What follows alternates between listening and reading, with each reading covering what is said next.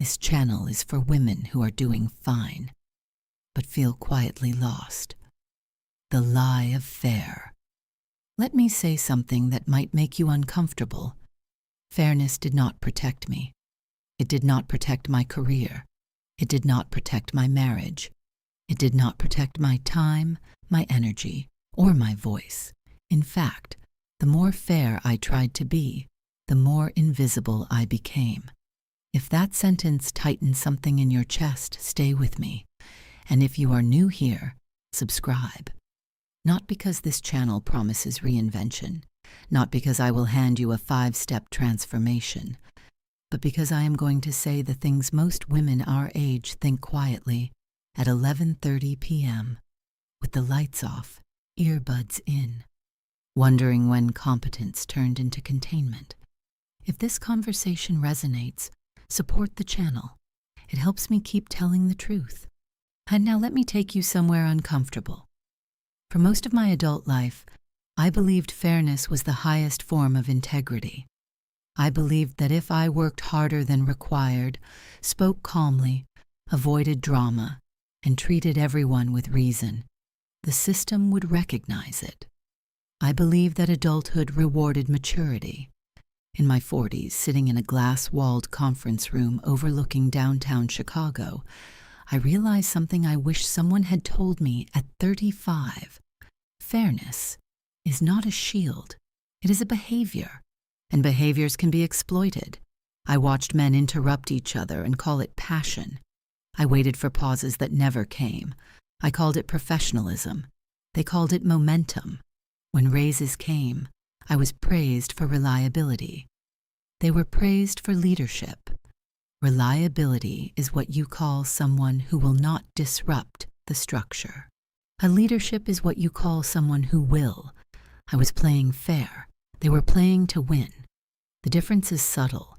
That's why it takes us so long to see it. Playing fair assumes equal footing.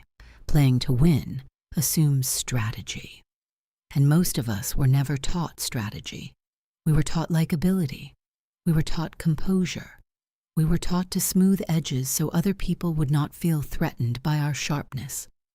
By the time I was 44, I was exhausted from being the stable one, the emotionally intelligent one, the reasonable one, the one who understood everyone's perspective, the one who could absorb tension without creating it. I thought that made me evolved. What it made me was predictable. Predictable women are easy to manage. That sentence is not an attack. It is a pattern.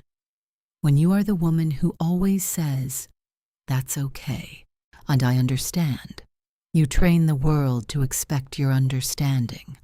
When you are the woman who says, "I don't want to cause trouble," you train the world to bring you trouble without consequence. When you are the woman who believes fairness will eventually be reciprocated, you wait longer than you should. I am not talking about becoming ruthless. I am talking about becoming aware. Because here is what shook me the most. The rules of fairness were never neutral. They were written inside systems that already had hierarchies, in corporate structures, in marriages, in family dynamics, in social circles. Fairness, when practiced without leverage, becomes compliance. I saw this clearly in my marriage long before I admitted it. I believed compromise was love. I believed that if I adjusted more, if I softened more, if I explained less and tolerated more, the balance would return. It didn't.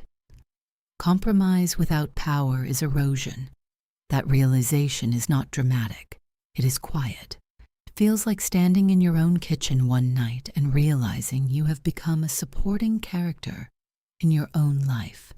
Nothing catastrophic happened. No screaming, no betrayal, just gradual disappearance. And I cannot tell you the exact day I understood it. But I remember the feeling. It was not rage. It was clarity. Fairness had become my identity. An identity can be a cage. When I began to study women who advanced, not loudly, not theatrically, but steadily, I noticed something almost unsettling. They were not cruel. They were not unethical, but they were selective. They did not answer every question immediately. They did not over-explain their boundaries. They did not volunteer emotional labor automatically. They were strategic about access. I used to mistake that for coldness. Now I see it as preservation. There is something we need to say out loud, especially at this stage of life. Being good does not guarantee being respected. Being fair does not guarantee being valued. Being patient does not guarantee being chosen. What guarantees change is positioning. That word used to intimidate me. Positioning sounded manipulative, calculated, unfeminine. But positioning is simply awareness of where you stand. When someone asks, "Can you just handle this?" and you automatically say yes, you reinforce a position. When someone challenges your rate and you defend it nervously, you reinforce a position. When someone tests your time and you explain why you are unavailable, you reinforce a position. And playing fair often means reacting inside someone else's frame. Playing to win means understanding the frame exists. And here is where this becomes deeply personal. At 50, you cannot afford naivety. Not emotionally, not financially, not relationally. You have decades of experience. You have survived heartbreak, restructuring, perhaps divorce, perhaps reinvention. You have held households together. You have managed crises quietly. And yet, you may still feel unseen. Not because you lack value, because you have made it easy for others to benefit from your stability without honoring your strength. That realization is not an accusation. It is an awakening. When I stopped volunteering solutions before assessing leverage, something shifted. When I stopped answering invasive questions directly and instead asked one in return, something shifted. When I stopped apologizing for boundaries, something shifted. I did not become aggressive. I became intentional. And intention is what separates fairness from strategy. I still believe in integrity. I still believe in ethics. But I no longer believe that being agreeable is the same as being powerful. I no longer believe that patience is always noble. Sometimes patience is fear, disguised as virtue. If you are listening to this and thinking, "But I don't want to manipulate anyone," neither do I. This is not about manipulation. It is about refusing to operate from disadvantage simply to appear virtuous. There is a reason many women in their late 30s, 40s, and 50s feel quietly lost. It is not because we failed. It is because we followed scripts that were incomplete. We were told to excel, but not to dominate, and to lead, but not intimidate, to speak, but not too directly, to succeed, but remain likable. That balancing act is exhausting, and one day you wake up and realize you have been playing fair in a game that rewards leverage. That is not a reason for bitterness. It is a reason for recalibration. The moment I stopped assuming equal footing, I began observing dynamics differently.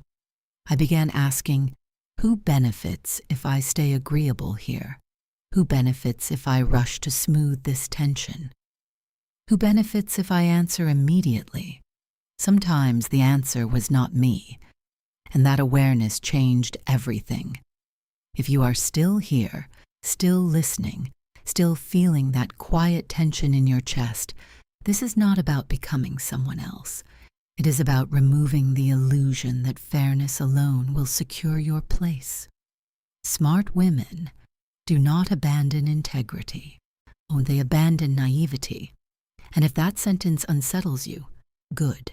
It unsettled me too, because the most dangerous thing for a competent woman is not incompetence. It is unexamined virtue. Fairness is beautiful when chosen consciously. It is destructive when practiced automatically. You are not broken for feeling the imbalance. You are not dramatic for sensing something is off. You may simply be standing at the edge of a realization that changes how you move through every room from now on, and this is only the beginning. The frame. Who sets the emotional temperature? There is something happening in every room long before anyone raises their voice. It took me years to see it. It is not in the words. It is not even in the decisions.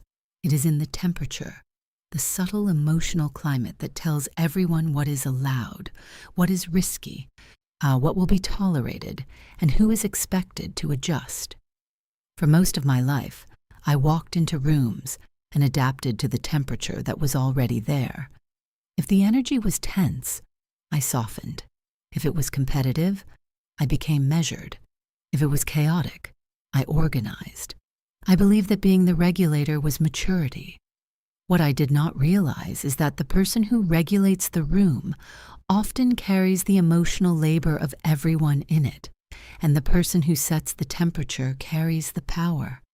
I remember a meeting in Chicago years ago. The room was sleek, all glass and polished steel, overlooking the lake. The senior partner walked in 5 minutes late, dropped his folder on the table, and without greeting anyone said, "We're behind." The air shifted immediately. Shoulders tightened. People straightened. The pace accelerated. Nothing dramatic happened. No yelling, no threats. But the temperature was set. Urgency, pressure, mild intimidation. And without saying it explicitly, he defined the frame. This is a crisis, and I am the one who names it. For years, I responded to environments like that by trying to soothe them. I would speak calmly, offer structured solutions, absorb tension. I believed that keeping things stable was leadership. What I had not considered is that the first person who defines the situation defines the hierarchy inside it. If someone enters a room and implies you are behind, you begin defending progress. If someone implies you are overreacting, you begin minimizing your concern. If someone implies you are lucky to be there, you begin proving your worth. The frame shapes the response before the conversation even begins. And this doesn't just happen in boardrooms. It happens in kitchens, in text messages, on dates, in phone calls with adult children, in subtle remarks at family gatherings. The frame is invisible, but it directs behavior. I began noticing it most clearly in social settings. A woman at a fundraiser in Chicago once leaned toward me and said, "Oh, you're still consulting. That must keep you busy." It sounded casual, polite, but the undertone was there. Still consulting. The frame implied stagnation. If I responded defensively, explaining growth, revenue, expansion, I accepted her definition of the narrative. I would be operating inside her frame. Instead, I paused. I smiled. I said, "It gives me exactly the flexibility I want." I did not argue. I did not justify. I did not correct her tone. I redefined the meaning. Flexibility, not limitation. And choice, not leftover. The temperature shifted slightly. It was subtle, but I felt it. The art of controlling the emotional temperature is not loud. It is not aggressive. It is rarely dramatic. It is about composure under provocation and clarity under ambiguity. Silence became one of my most underestimated tools. When someone asks a question designed to test you, why would you do it that way? The instinct is to answer immediately, to defend, to justify, to reassure. Now I let the question breathe. I look at them. I wait a second longer than comfortable. Then I ask, evenly, "What specifically concerns you about it?" The shift is almost physical. The focus moves from me to them. The burden of explanation transfers. Most adults are deeply uncomfortable with sustained silence. We rush to fill it because we equate silence with failure. But silence is not emptiness. It is pressure, and pressure reveals structure. When I stopped rushing to fill silence, I began seeing who needed control, who feared uncertainty, who relied on dominance. I also began noticing something about myself. When tension rose, I used to lower my tone instinctively, not to be strategic, to be agreeable. There is a difference. Lowering my tone now is deliberate. Slowing my pace now is measured. I do not speed up when others rush. I do not heighten when others escalate. The nervous system that remains steady becomes the reference point.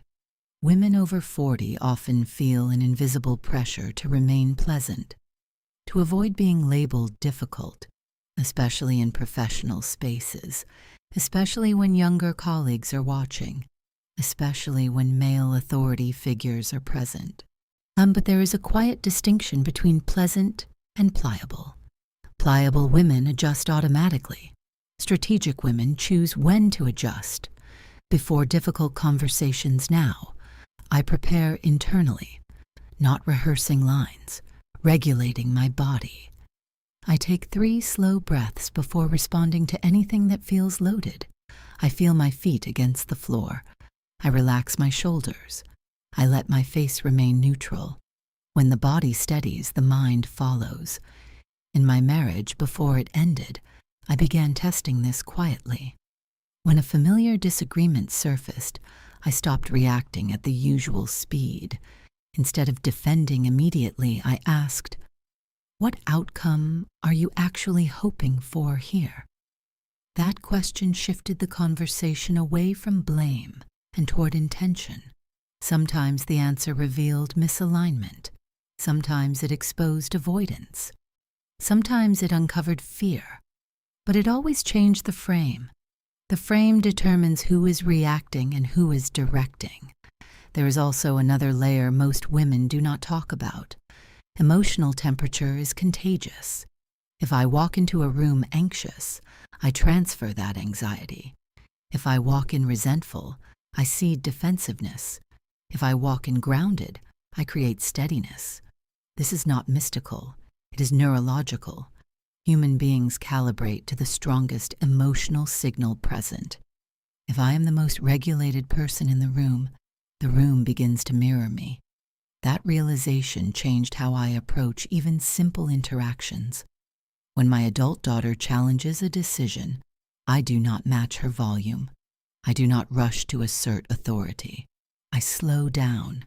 I listen fully. I respond once. Consistency establishes authority more effectively than intensity. And there is something powerful about being the person who does not flinch, not because I feel nothing, but because I choose what to show. I have learned to differentiate between real threats and ego threats. When someone challenges my idea in a meeting, that is rarely a threat to my survival. It may be a challenge to my pride. That distinction allows me to respond strategically instead of emotionally. If I react as though every challenge is an attack, I elevate minor conflicts into battles. But if I respond as though I am secure, most conflicts shrink. The person who defines what is urgent controls the pace. The person who defines what is offensive controls the tone. The person who defines what is negotiable controls the outcome. And defining does not require volume. It requires clarity.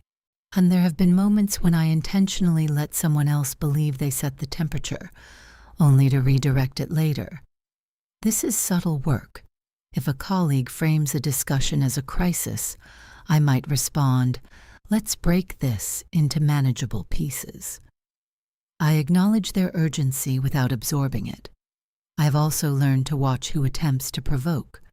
Some people test boundaries by escalating emotion.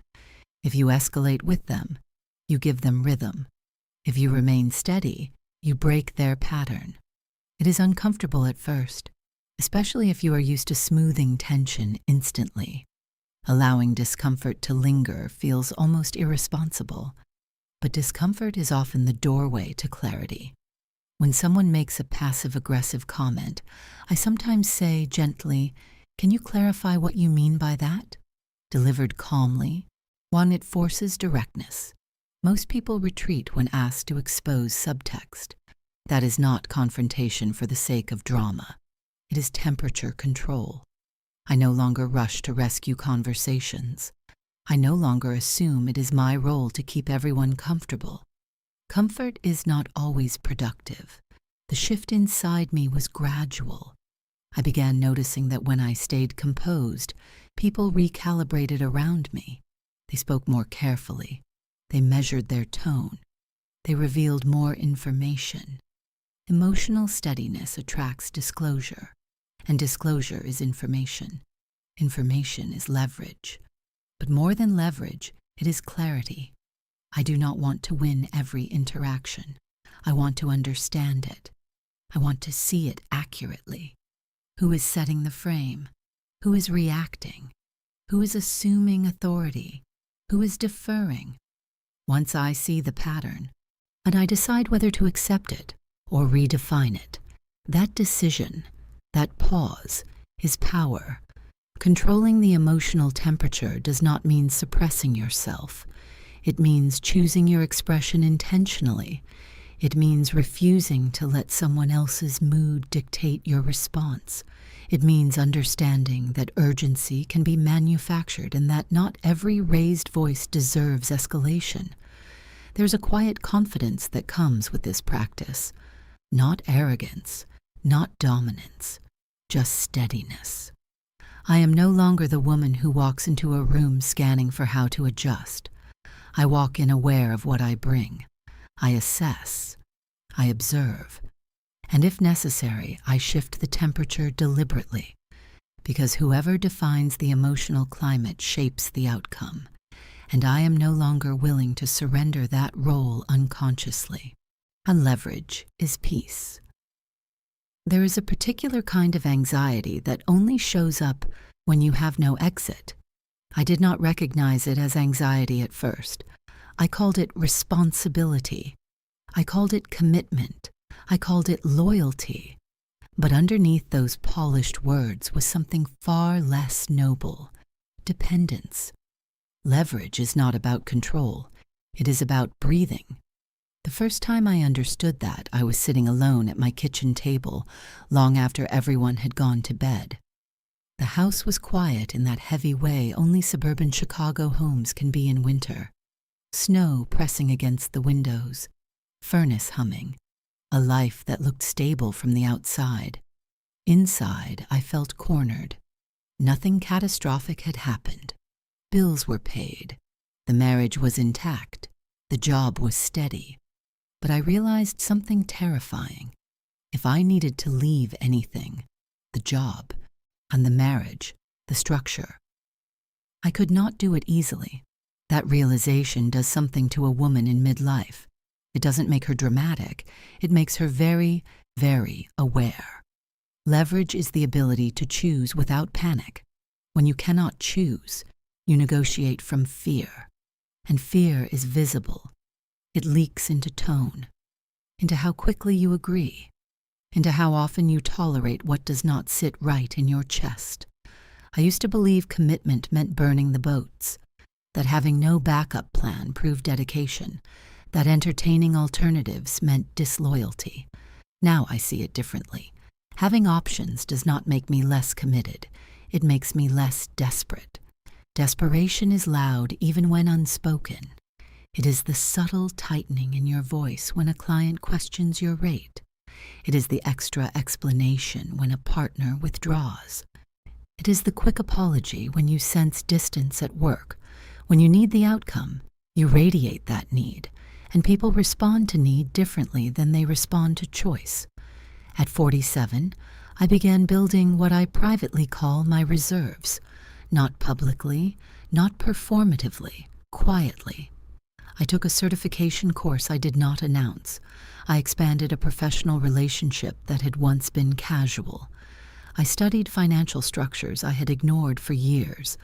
I asked questions about assets I once assumed were secure, not because I was planning to detonate my life, because I needed to know I could leave it. That shift alone softened my posture. In my consulting work, I noticed how differently I negotiated when I knew I had multiple projects in motion. If one client pushed aggressively, I did not feel the same urgency to appease. My tone remained measured. My timelines became firmer. I did not overextend. The conversation changed without me forcing it. Leverage does not shout, it steadies.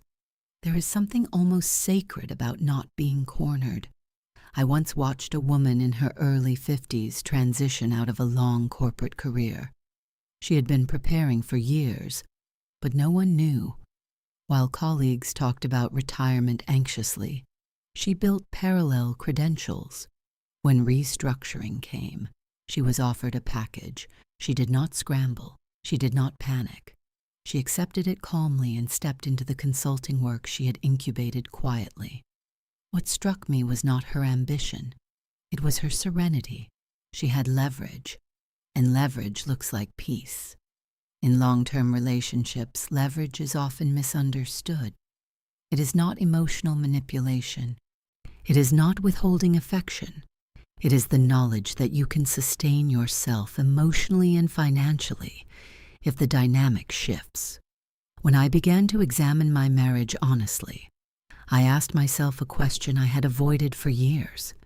If this ended, could I stand on my own without collapsing? The answer was complicated. That complication changed how I showed up. I began paying closer attention to shared accounts. I requested clarity around investments. I expanded my own financial literacy. Not confrontationally, not dramatically, just deliberately. Knowledge is leverage. There is also emotional leverage, which is more difficult to quantify but just as real. It is the ability to sit with loneliness without rushing into the wrong connection. It is the ability to tolerate someone's silence without begging for reassurance. It is the discipline of not revealing your entire interior before someone has earned access. I used to overshare early in relationships, romantic and professional alike. I thought transparency built trust. Sometimes it does. But premature transparency builds exposure. Now, I share gradually. I reveal depth proportionate to reciprocity. Leverage grows in the space between what I know and what I disclose. This does not make me secretive. It makes me selective. I have also learned that leverage can be internal. Reputation, competence, restraint. These are forms of currency. If I am known for delivering consistently, I do not need to defend myself loudly when questioned. If I am known for discretion, people treat my silence differently. When I was younger, I sought validation. Now I seek stability. Leverage gives me that stability. There is a particular power in being able to say no because you have alternatives. In dating after 45, this became painfully clear. When I met someone charming but inconsistent, the old version of me would have tried harder, explained more, adjusted expectations. The newer version observed patterns and waited. If consistency did not appear, I withdrew quietly. Not because I was indifferent, because I was not cornered. Options are not a betrayal of commitment. They are insurance against self-abandonment. For women in midlife, financial leverage is especially significant. Many of us spent years prioritizing households, children, partners, careers that plateaued. We trusted stability. We assumed continuity. But continuity is not guaranteed. When I began tracking my own financial metrics instead of glancing at shared summaries, something shifted internally. I felt less dependent on reassurance and more grounded in facts. I built a modest emergency reserve that existed solely in my name. It was not extravagant, but it represented possibility. Possibility changes posture. There is also social leverage. Cultivating friendships outside of your primary circle. Building networks beyond your immediate environment. Maintaining relationships that are not dependent on a single context. If my entire identity exists inside one role, wife, executive, mother, my leverage shrinks. If I cultivate multiple dimensions of myself, my leverage expands. This is not about duplicity. It is about resilience. I have learned to keep some ambitions private until they are formed enough to withstand commentary. Not because I fear theft, because early-stage dreams are fragile. They do not need opinions. They need incubation. Leverage often grows in quiet rooms. When I reflect on the years I felt most anxious, a pattern emerges. I was overexposed and underprepared. I had declared intentions without building infrastructure. I had committed emotionally without confirming reciprocity. I had invested without securing alternatives. Now, I reverse the order. I build first. I reveal later. This practice has softened my anxiety more than any affirmation ever could. Leverage does not eliminate uncertainty. It reduces vulnerability to it. There is something deeply calming about knowing that if a door closes, I have another key, even if I never use it. The irony is that when you are no longer desperate, you often receive better offers. When you negotiate from choice instead of need, people sense it, and they lean in differently. They test less aggressively. But that is not the primary reward. The primary reward is internal. Leverage gives me space to think before responding. It gives me the ability to walk away without spectacle. It gives me the dignity of not clinging. In midlife, peace is more valuable than applause, and leverage, built quietly over time, is what makes peace sustainable. I do not announce my options anymore. I do not brandish them as threats. I simply cultivate them, skill by skill, contact by contact, decision by decision. And with each layer added, I feel less like a woman bracing for impact and more like a woman choosing her direction. Leverage is not about winning against someone. It is about never again feeling trapped inside something you outgrew. Mystery. In the age of oversharing. There was a time when I believed visibility was power. If I was building something, I shared it. If I was healing from something, I explained it. If I was excited, I announced it. I thought transparency proved authenticity. I thought openness created connection. What I did not understand is that not everything sacred survives exposure. We live in a culture that rewards immediate disclosure. New relationship? Post it. New project? Announce it. New goal? Declare it publicly so you feel accountable. The world applauds momentum, even if the foundation is still wet cement. In my 40s, I began noticing a quiet pattern in my own life. The ideas I protected matured. The ones I announced too early stalled. There is a psychological shift that happens when something moves from private to public. And the moment I speak it out loud to the wrong audience, it stops being mine, alone. It becomes influenced, interpreted, evaluated. And evaluation changes energy. I remember sitting in my Chicago living room late one evening, drafting the outline for a creative project that had nothing to do with my consulting work. It was personal. It felt fragile. The old version of me would have texted 3 friends immediately, asking for feedback, seeking encouragement. That night, I closed my laptop instead. I kept it to myself, not because I feared judgment, but because I wanted to feel it grow without interference. There is a difference between sharing for support and sharing for validation. I had blurred that line for years. Oversharing is not always about honesty. Sometimes it is about anxiety. We reveal too soon because we want reassurance. We want someone to tell us it is good, worthwhile, impressive, safe. But premature reassurance can stunt something. It replaces internal conviction with external approval. I began experimenting with what I call the discipline of not yet. When someone asked, "What are you working on?" I answered, "A few things I'm developing." And I left it there. When a friend pressed for details, I smiled and said, "I'll tell you when it's further along." It felt uncomfortable at first, almost secretive, as if I was withholding unnecessarily. But what I was actually doing was protecting incubation. There is something elegant about being known slowly. In dating after midlife, this became even more important. I used to disclose entire chapters of my past within weeks. My marriage, my disappointments, my regrets.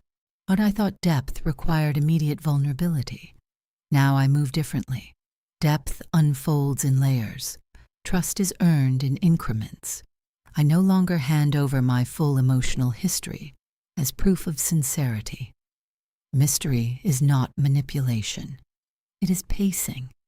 There is also something deeply stabilizing about knowing that not everyone has access to every version of me. Social media complicates this even further. We are trained to document progress in real time, to perform transformation, to narrate our growth as it happens. But growth is often messy, incomplete, contradictory. When I was restructuring parts of my life, emotionally, professionally, I resisted the urge to narrate it publicly. I did not post cryptic quotes.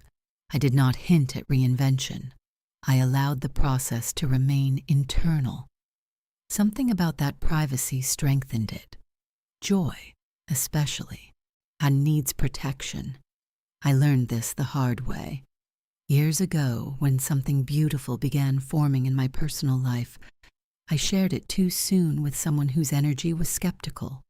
The doubt was subtle, a raised eyebrow, a cautious comment, nothing overtly negative. But the seed of hesitation entered my mind, and once it was there, it grew. People cannot interfere with what they do not know exists. This is not paranoia, it is discernment.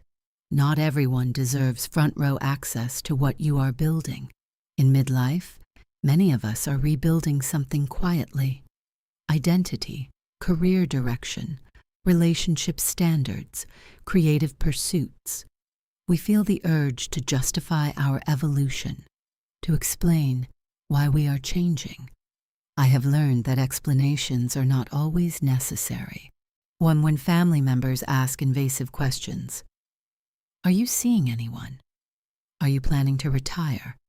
Why would you pivot now?" I answer selectively. "I'm exploring my options. That's still unfolding. I'll know more soon." These are not evasions. They are boundaries. Mystery creates space. There is also strategic mystery in professional environments.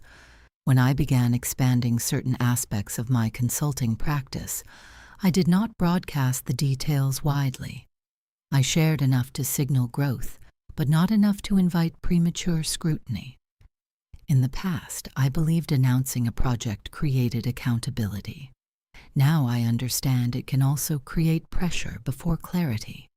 When something is polished, it withstands critique. When it is embryonic, critique can distort it. Anticipation is powerful. When you reveal only fragments, curiosity builds. And curiosity shifts dynamics.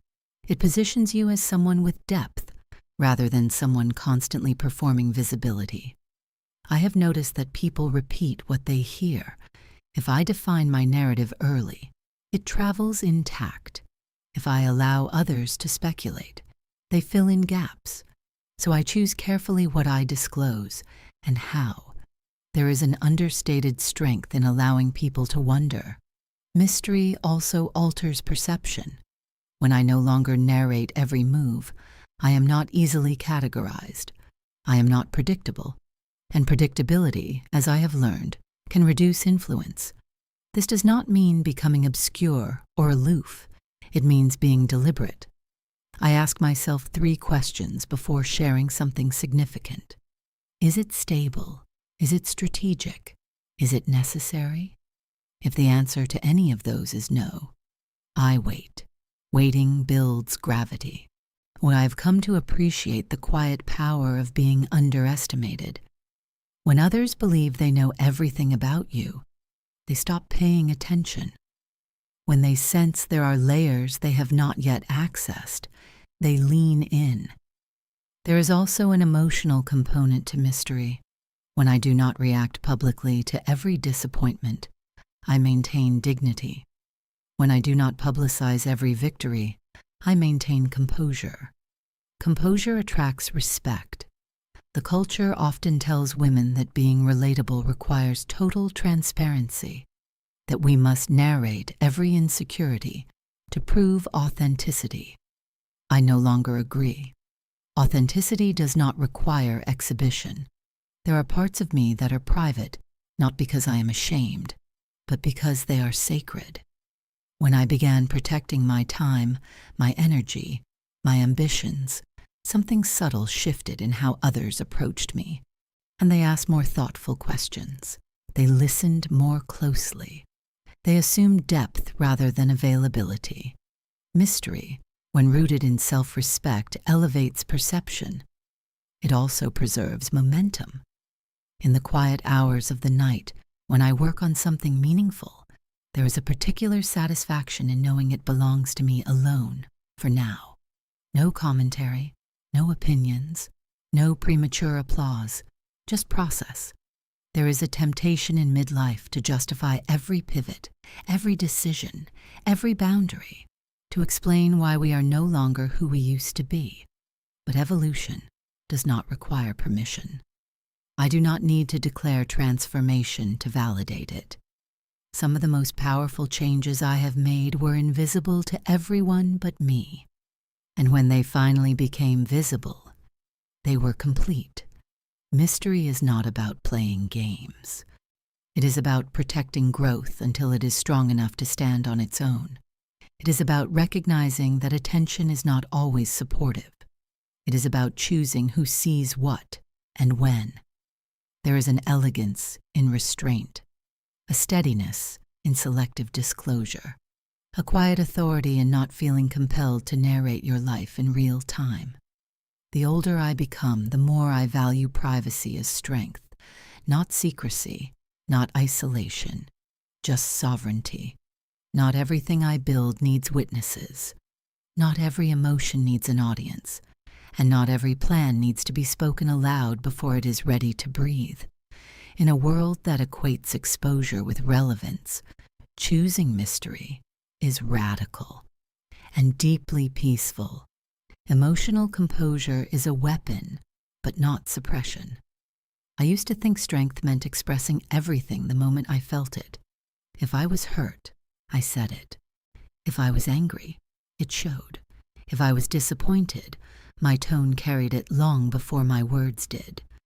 I believed that transparency was honesty, and honesty was maturity. What I did not understand is that emotion, when unmanaged, becomes information, and information in the wrong hands becomes leverage. Somewhere between my early 40s and early 50s, I began noticing a pattern. The moments when I felt most dismissed were not when I was wrong. They were when I was visibly reactive. The moment my voice tightened, the moment my eyes flashed, the moment my frustration surfaced too quickly. The content of what I said often made sense, but the delivery shifted the power dynamic. The world does not always respond to truth. It responds to composure. That realization was uncomfortable, because as women, we are told two conflicting things. One, we are told to be emotionally intelligent, and we are penalized when our emotions are inconvenient. We are told to be authentic, and we are labeled unstable if authenticity disrupts comfort. So we swing between suppression and explosion. I have done both. I have swallowed resentment until it turned into quiet distance. I've also spoken too quickly and watched my credibility erode because I allowed the emotion to outrun the strategy. Emotional composure is neither of those extremes. It is not numbness. It is not silence. It is regulation. There is a moment, and it happens fast, between stimulus and response. In that moment, something inside me decides whether I am about to protect my dignity or expose my vulnerability carelessly. That pause is everything. In my late 40s, during the final years of my marriage. There were conversations that used to trigger immediate defense, a comment that felt minimizing, a tone that felt dismissive. I would react instinctively, layering explanation over explanation, trying to be understood. The more I reacted, the more chaotic the conversation became. Then one evening something shifted. A familiar criticism surfaced. Instead of responding instantly, I inhaled slowly. I let the silence hang for 2 seconds longer than usual. I said evenly, "That's an interesting perspective."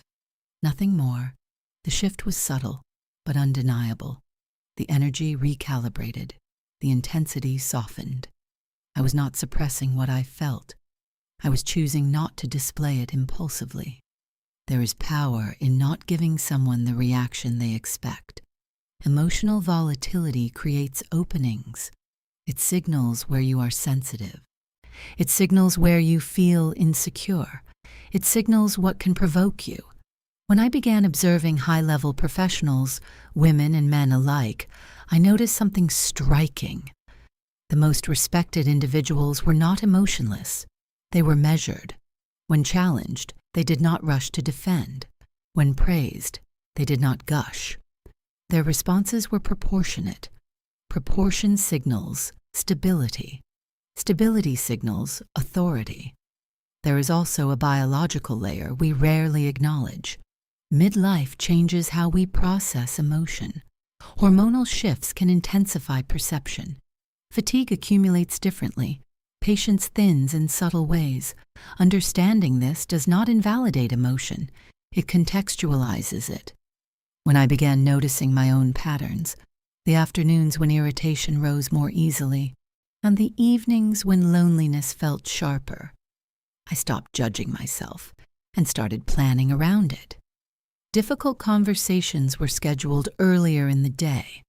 Sensitive topics were not addressed when I was depleted. Composure is easier when the body is regulated. I also implemented a personal rule, the 24-hour pause for emotionally charged communication whenever possible.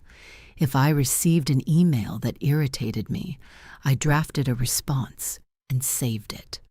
I returned the next morning. Often the tone shifted.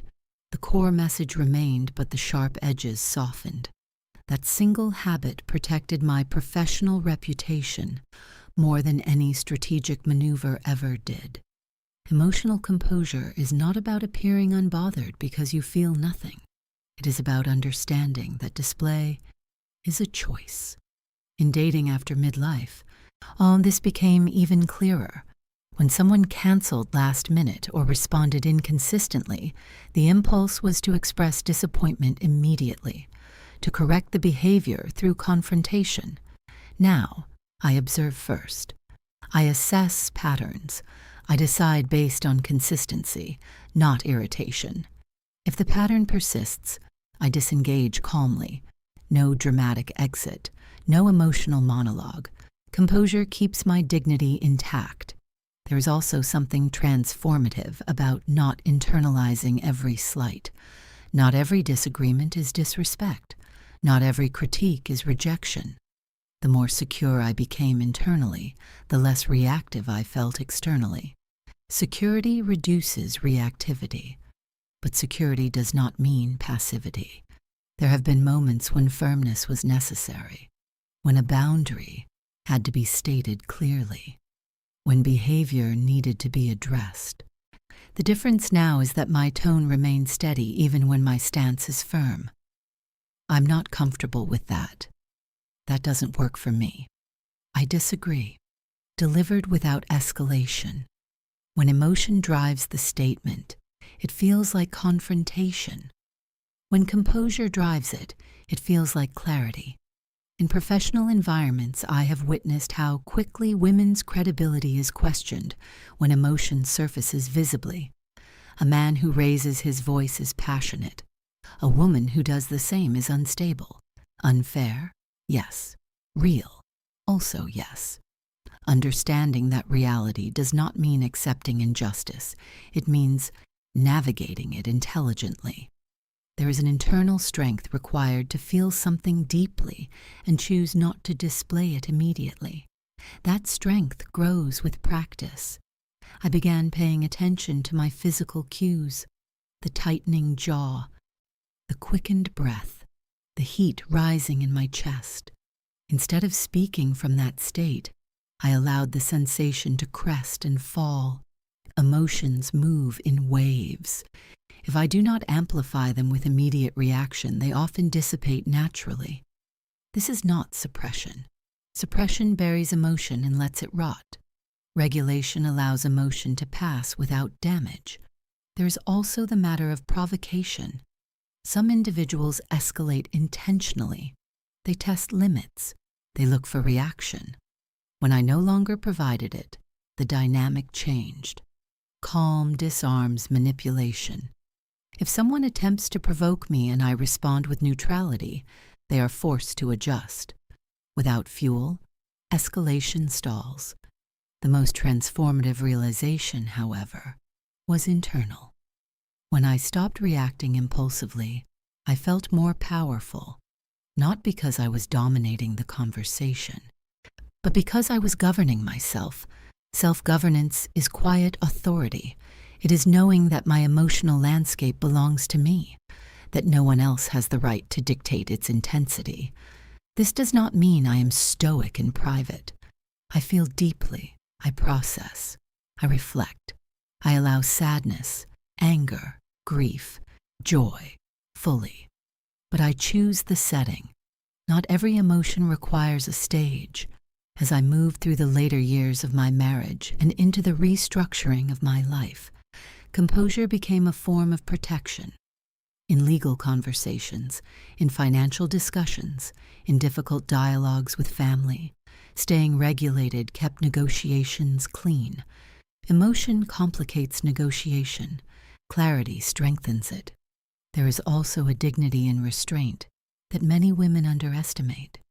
When I do not overreact, when I do not overshare pain, when I do not display insecurity impulsively, I maintain an aura of stability.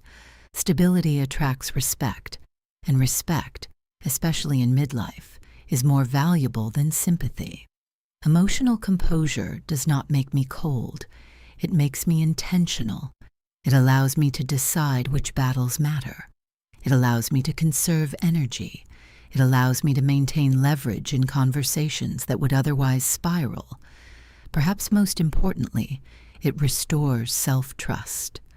When I know I can handle provocation without unraveling, I feel safer inside my own skin. There is something deeply grounding about that. In a world that often underestimates women over 40, that assumes we are either fading or fraying, emotional steadiness becomes radical. Not loud, not performative, just steady. And steady over time becomes powerful. Ask like a woman who expects yes. For most of my life, I asked carefully, softly, politely, almost apologetically. Even when I had earned the right to ask, I wrapped my requests in disclaimers. I diluted them with understanding. I preemptively softened the impact so no one would feel cornered. I was just wondering only if it's possible. I completely understand if not. I thought this made me considerate. What it actually did was signal uncertainty. There is a subtle difference between asking and positioning. I did not learn that difference until midlife, when I finally had enough experience to see the pattern clearly. When I was younger, I believed permission was required for movement. Permission to take time off. Permission to charge more. Permission to shift direction. Permission to expect more in a relationship. Now, by the time I was in my late 40s, something inside me changed. It wasn't rebellion. It was fatigue. Fatigue from shrinking my expectations so others would not feel pressured. I remember a negotiation early in my consulting years. The client leaned back and said, "That rate seems high." His tone was casual, but testing. The old version of me would have explained immediately. My experience, my preparation, the market data, I would have justified. Instead, I paused. Then I said evenly, "What budget did you allocate for this?" The question did something subtle. It shifted the focus. It required him to define his parameters instead of challenging mine. This was not aggression. It was recalibration. Asking like a woman who expects yes is not about entitlement. It is about structure. Structure changes outcome. I began studying my own language patterns. How often did I insert apologies before stating a need? How frequently did I frame requests as favors instead of exchanges? The answer was uncomfortable. When I wanted a day off, I used to ask, "Would it be okay if I took Friday?" Now I say, "I won't be available Friday. I'll ensure everything is covered beforehand." Notice the shift. One seeks approval. The other states a decision while honoring responsibility. Expectation alters tone. Tone alters perception. Perception alters response. In midlife, we often carry decades of conditioning that taught us to minimize demands, to be grateful for opportunity, to avoid appearing difficult, especially in professional spaces. But gratitude and underpositioning are not the same. I once realized that in salary discussions, I anchored my requests based on what felt comfortable to me, not what reflected my value.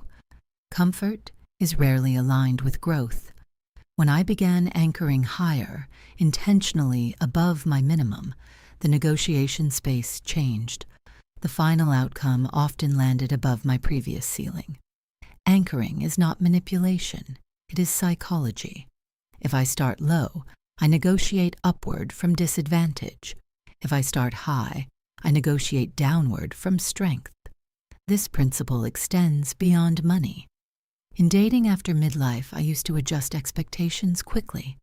If someone was inconsistent, I rationalized. If communication was uneven, I excused. I feared appearing demanding. Now I state standards early. I value consistency. I prefer clear communication. I'm not interested in ambiguity. These are not ultimatums. They are filters. When I speak them calmly, without emotional charge, I observe the response. A man who is aligned does not feel threatened. A man who is uncertain often reveals himself through defensiveness. Expectation reveals character. I also stopped asking for permission in subtle emotional ways. In my marriage, there were moments when I sought approval for decisions that were inherently mine. Professional shifts, personal development, travel opportunities. The shift came when I realized something quietly radical. I am allowed to decide. Instead of asking, "Would you mind if I did this?" I began saying, "I've decided to do this." Not combative, not confrontational, simply declarative. Declaration carries authority. There is also a deeper layer to asking like a woman who expects yes. It requires internal congruence. If I secretly believe my request is unreasonable, then my tone will betray that belief. No amount of polished language can override internal doubt. So I began interrogating my own assumptions. Why did I feel uncomfortable asking for more? Why did I assume that my needs were burdensome? Often, the answer traced back to early conditioning. Good girls do not inconvenience others. Good wives do not create friction. Good employees do not demand. But good does not equal powerful. When I restructured parts of my life, I had to make requests that once would have terrified me. Financial clarity, asset transparency, redistribution of responsibility. I delivered those requests calmly and directly. I need access to this information. This arrangement needs to shift. That timeline doesn't work. There is something transformative about stating needs without apology. It does not guarantee agreement, but it guarantees self-respect. I also learned to frame requests in ways that highlight mutual benefit, not as manipulation, but as alignment. If I want a structural change in a project, I articulate how it improves efficiency. If I want more autonomy, I demonstrate how it enhances results. If I set a boundary, I explain how it preserves long-term stability. People respond more favorably when they see themselves inside the outcome. However, I no longer over-explain. There's a fine line between clarity and pleading. When I sense myself slipping into excessive justification, I stop. The statement stands. One of the most significant internal shifts occurred when I stopped rehearsing rejection before making a request. I used to prepare for no. I expected resistance. That expectation seeped into my tone. Now, I prepare for yes. Not with arrogance, with neutrality. If the answer is no, I evaluate options. I do not collapse. I do not internalize. Asking like a woman who expects yes also requires emotional regulation. If I am visibly anxious, the power dynamic tilts. If I am steady, the conversation remains balanced. In midlife, many of us are renegotiating everything: time, money, intimacy, purpose. The way we ask during this phase shapes the next decade. I've also learned that silence can follow an ask. I do not rush to fill the space after stating a number or a boundary. The pause belongs to the other person. Let them process. Let them respond. Filling silence weakens position. There is something deeply dignified about letting a request stand alone. I no longer dilute my standards to avoid discomfort. Discomfort is often the sign that growth is occurring. I've noticed that when I position myself clearly, others adjust more quickly than I anticipated. Some test boundaries briefly, some comply immediately, some withdraw. All of those responses are data. Expectation clarifies alignment. It took me decades to understand that asking is not begging. It is not imposing. It is not selfish. It is defining. When I define my needs, my rates, my standards, my availability, I remove ambiguity. Ambiguity benefits the person with more leverage. Clarity benefits the person with intention. Asking like a woman who expects yes is not about dominating conversation. It is about entering it already aware of your value. Value does not beg, it positions. And when I began positioning myself accordingly, the world responded differently. Not because it changed, but because I did. The request remained the same, and the posture transformed it. Protect your time like it's equity. There was a season in my life when my calendar looked full and my spirit felt empty. From the outside, it appeared productive. Meetings stacked neatly, family obligations honored, social commitments maintained. I was reliable, available, responsive. Inside, I felt diluted. Time is the only asset that does not regenerate. Money can be rebuilt. Reputation can be repaired. Relationships can evolve. But an evening spent in quiet resentment does not return. For years, I treated my time like an open-access resource. If someone needed me, I adjusted. If an opportunity appeared, I said yes before assessing alignment. If a friend called, I rearranged my schedule. I believed this flexibility made me generous. What it actually did was fragment my focus. At midlife, and the cost of fragmentation becomes visible. Fatigue lingers longer. Patience thins faster. Creativity shrinks when it is constantly interrupted. I began noticing how often I agreed reflexively, not because I wanted to, because it felt easier than declining. Saying yes avoids discomfort in the moment. Saying no preserves clarity in the long term. The first time I experimented with what I now call my default no, I felt almost rebellious. For 1 month, unless something clearly aligned with my goals, values, or genuine joy, I declined. No elaborate explanation, no apology. Thank you for thinking of me, but I won't be able to commit to that. The first few times my heart raced as I pressed send. I anticipated disappointment, pushback, judgment. Most of it never came. What did come was space. Evenings opened, weekends softened. My mind felt less crowded. Time, when guarded, expands. There is a particular pressure on women in their 40s and 50s to remain accessible. Adult children still call. Aging parents require attention. Colleagues lean heavily on emotional labor. Friends expect availability. Romantic partners test flexibility. We become the infrastructure. But infrastructure that never rests eventually cracks. Protecting time like equity requires seeing it as investment capital. Every hour allocated is a strategic decision. Does this compound into something meaningful? Or does it drain reserves? When I began auditing my schedule honestly, I asked uncomfortable questions. Which relationships feel reciprocal? Which commitments feel outdated? Which obligations exist only because I never renegotiated them? Some friendships had evolved into one-sided therapy sessions. Some professional engagements persisted out of habit, not relevance. Some family expectations were relics of an earlier dynamic. Renegotiating time meant risking disappointment. But disappointment is not devastation. I learned to tolerate the subtle discomfort of being less available.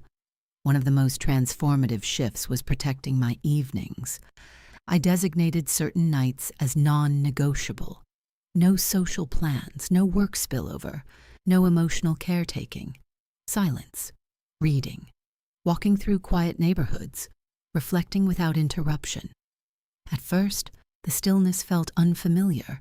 Then it felt luxurious. Time alone is not loneliness. It is integration. There is also the matter of access. For years, I allowed constant accessibility through my phone, immediate replies, rapid responses. I equated responsiveness with professionalism. Now, I delay deliberately, not as a tactic, as boundary. Urgency is often manufactured. Not every message requires instant attention. Not every request deserves immediate rearrangement. Scarcity increases value. When I respond thoughtfully instead of reflexively, conversations elevate. When I decline gracefully instead of accommodating automatically, expectations recalibrate. I once realized that some individuals in my life benefited more from my availability than I did from the interaction itself. The exchange was uneven. I provided stability, advice, reassurance. I received exhaustion. Reciprocity matters. Protecting time also means protecting energy. Some environments drain disproportionately. Loud social gatherings when I am depleted, meetings with no clear objective, and conversations that circle without resolution. I began asking myself before committing, what is the return on this hour? Connection? Insight? Revenue? Growth? Joy? If the answer was vague obligation, I reconsidered. This does not mean living transactionally. It means living intentionally. In midlife, our energy is not infinite. Hormonal shifts, career transitions, emotional recalibrations all require reserves. Every unnecessary commitment depletes reserves needed for meaningful pursuits. There is also an emotional layer to time protection. When I was navigating the restructuring of my marriage, people sought updates, opinions, explanations. Some were supportive, others were curious. I limited disclosure. Not every conversation deserved my emotional labor. Time spent explaining is time not spent healing. Boundaries around time create boundaries around identity. When I stopped over-explaining my no, something subtle shifted in how others perceived me. The absence of justification signaled certainty.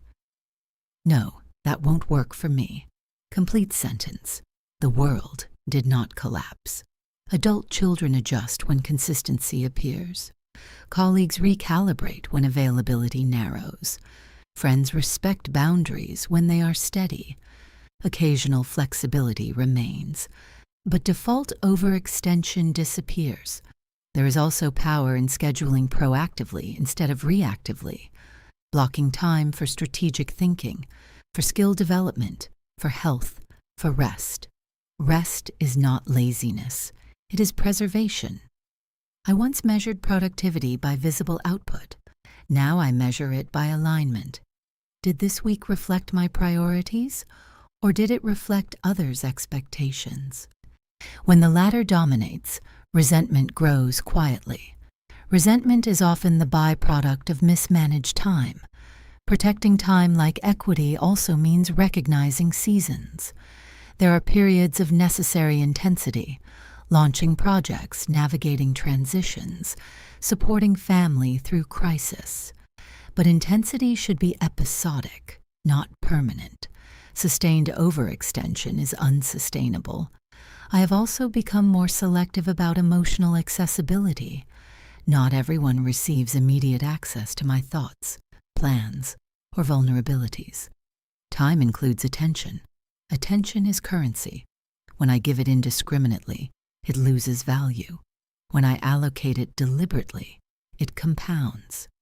Even within relationships, I have learned to step back from constant problem solving. If someone repeatedly seeks advice but resists change, I reduce engagement. My time is not an endless resource for patterns that remain static. This shift has not made me colder. It has made me clearer. Clarity reduces exhaustion. Midlife invites a reckoning with finitude. We become acutely aware that decades ahead are fewer than decades behind. This awareness sharpens priorities. What do I want my time to reflect? Not busyness, not endless accommodation, but intention. There is a dignity in declining what no longer fits, a quiet strength in preserving space for what does. When I guard my time, I protect my capacity. When I protect my capacity, I protect my vision. When I protect my vision, I protect my future. Time is equity because it accumulates impact. An hour invested in health compounds differently than an hour spent placating someone else's discomfort. Each no is an allocation. Each yes is an investment. And I have learned, slowly and sometimes painfully, that my time deserves the same scrutiny I once reserved only for financial decisions, because unlike money, it cannot be earned back. Winning in midlife doesn't look loud. When I was younger, I thought winning would feel loud.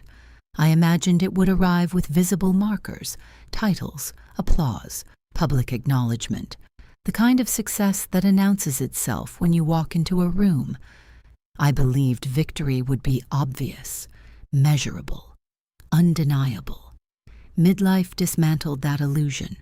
Winning now feels quiet. It feels like sleeping through the night without rehearsing conversations in my head. It feels like walking into a room without scanning for approval.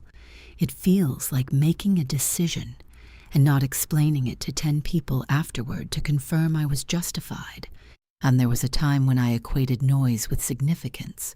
Promotions posted online, milestones celebrated publicly, reinventions branded and declared. But somewhere between the end of my marriage and the rebuilding of my professional identity, I began to see something different. The women I most respected were not loud about their transitions. They were steady. They did not announce empowerment. They embodied recalibration. I once met a woman who had quietly restructured her entire life after divorce. From the outside, nothing dramatic seemed to happen. No public declarations, no performative glow-up. She adjusted her finances, downsized strategically, shifted her work model, and rebuilt her social ecosystem without spectacle. When I asked her how she felt about it, she said, "I feel stable." That word stayed with me, not triumphant, not victorious, stable. In midlife, Stability is underrated. The culture often celebrates dramatic transformation, radical career pivots, dramatic physical reinventions, public declarations of independence. And while those stories are compelling, they are not the only form of progress. There is also the woman who remains in her career, but negotiates differently. The woman who remains in her marriage, but shifts boundaries. The woman who stays single and builds a life so full that partnership becomes an addition, not a rescue. Winning does not always require exit. Sometimes it requires repositioning.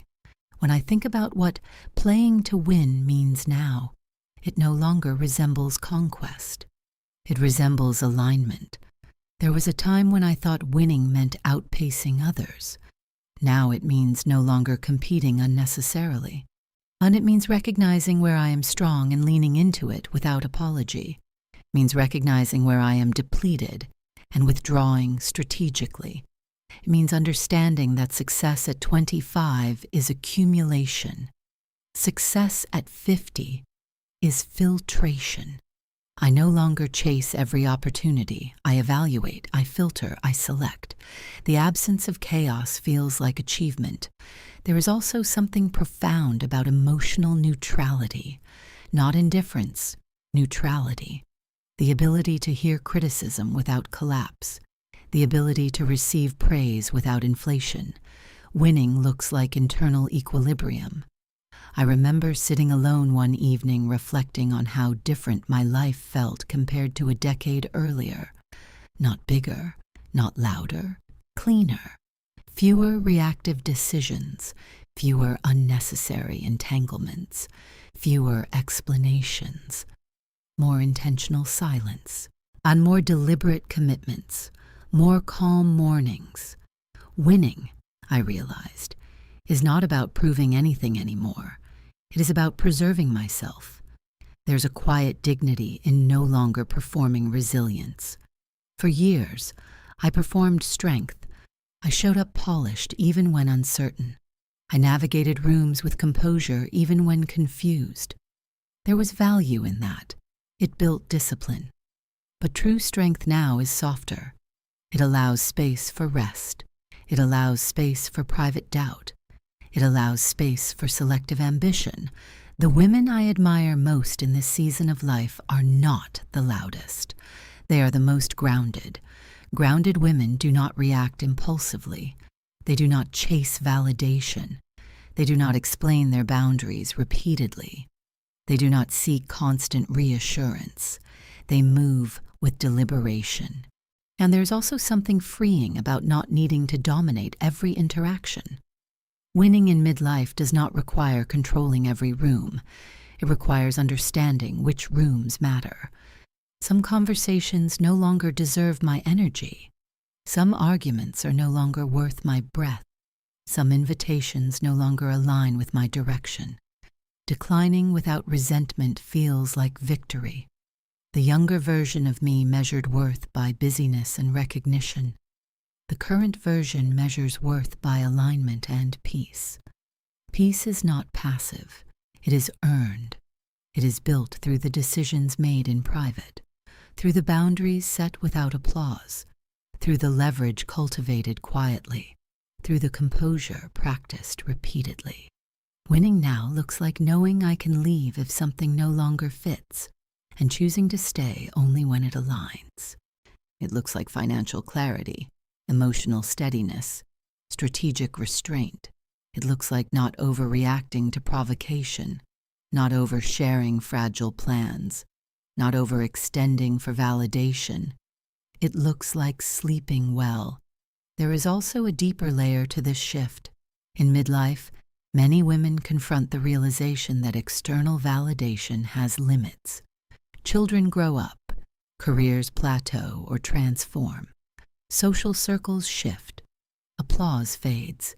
If identity depends solely on external roles, this transition can feel destabilizing. Winning means anchoring identity internally. I am not only my career, not only my relationship status, not only my maternal role, When those identities shift, I remain. There is power in that realization. I no longer need to announce growth to feel it. I no longer need to display confidence to embody it. And I no longer need to broadcast independence to practice it. Winning looks ordinary from the outside. It looks like a woman walking through her day without urgency chasing her. It looks like measured speech. It looks like selective ambition.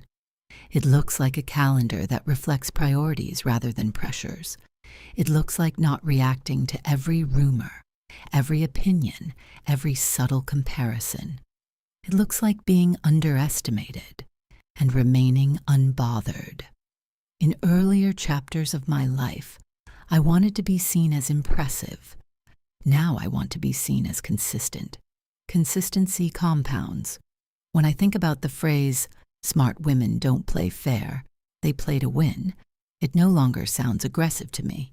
It sounds grounded. Playing to win at this stage is not about crushing opponents.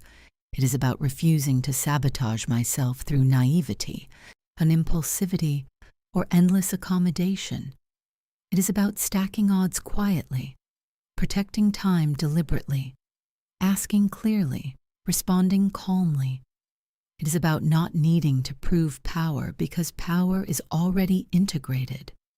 There is something profoundly attractive, not romantically but energetically, about a woman who moves without haste, who speaks without apology, who exits without drama.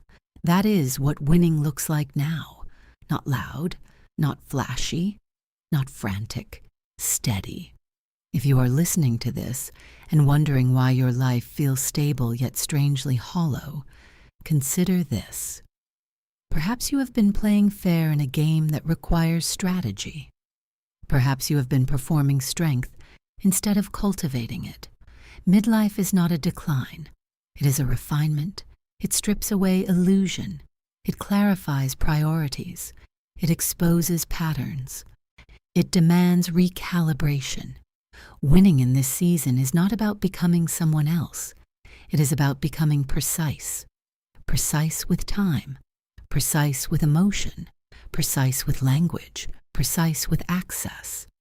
And when precision replaces chaos, something remarkable happens. The noise quiets. The anxiety softens. The need to prove dissolves. And what remains is something far more powerful than applause. Peace. When I look back at the woman I was 10, 15, 20 years ago, I do not see weakness.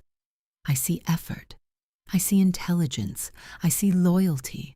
I see a woman trying to do everything right. I played fair. I worked hard without demanding visibility.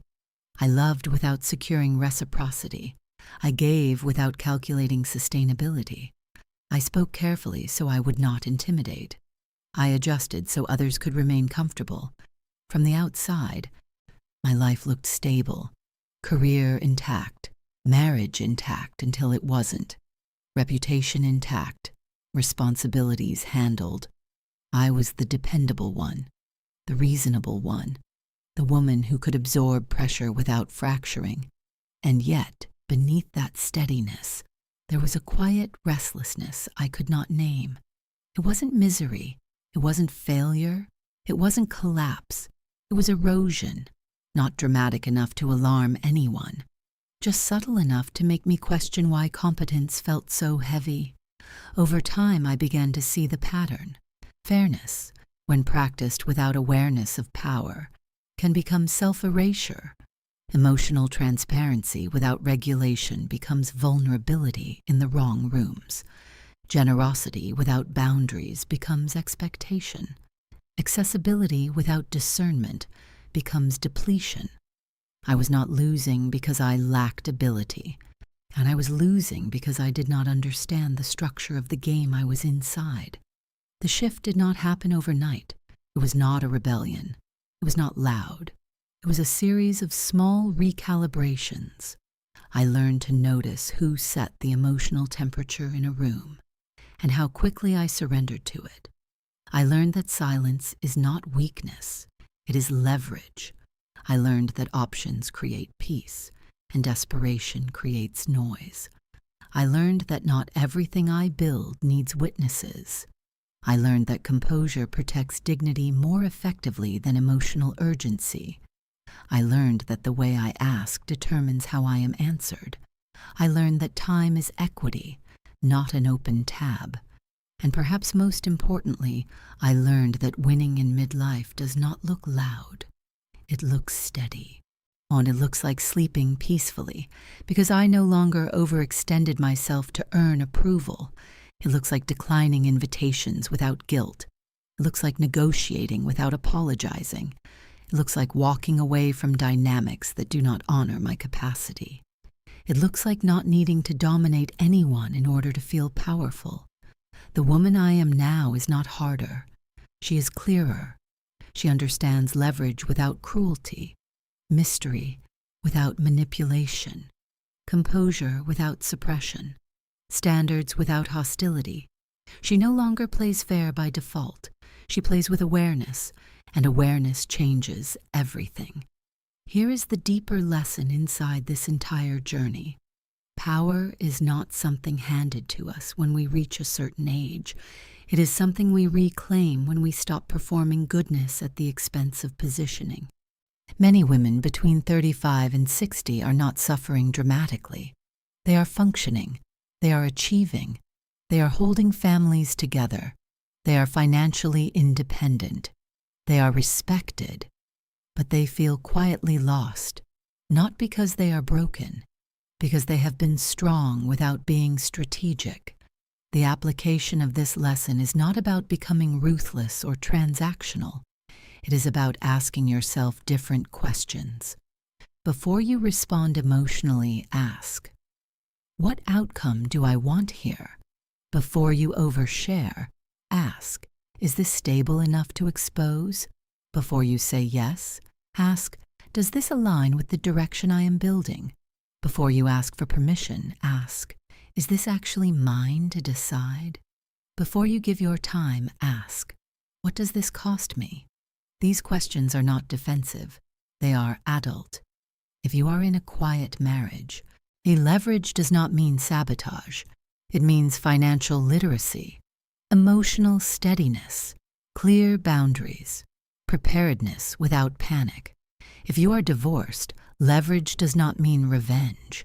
It means rebuilding infrastructure, private skill development, sustainable independence. If you are single, leverage does not mean detachment. It means standards, selective vulnerability, emotional regulation. If you are professionally stable but internally restless, leverage may mean cultivating a parallel path before making a leap. None of this is loud. All of it is powerful. The mistake many of us made was believing that integrity alone would secure our position. Integrity matters. But without strategy, integrity can be exploited. You do not have to become someone unrecognizable.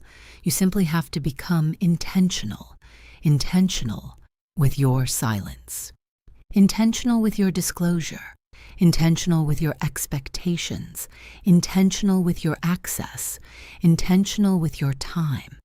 And as you do, something subtle begins to shift. You stop feeling cornered. You stop over-explaining. You stop chasing. You start choosing.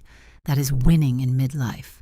Not applause, alignment, not dominance, stability, not noise, peace. And if you are listening to this and thinking, I am not miserable, but I am not fully alive either, I want you to hear this clearly. You're not broken. You're just in the middle. Now I want to ask you something. If you are honest with yourself, which feels more true right now? A. I have been playing fair and hoping things balance out. B. I have started positioning myself more strategically, even if it feels uncomfortable. Comment A or B below. I read every comment. Chi, and your answer helps me understand where this community truly stands. And tell me, what part of this story resonated most with you? Was it leverage, composure, boundaries, mystery? I want to hear your perspective so other women listening can learn from your experience too. If this conversation felt like someone finally articulated what you've been quietly carrying, subscribe to the channel. It supports this space and gives me the momentum to keep creating content that speaks to this season of your life. We are not here for noise. We are here for clarity.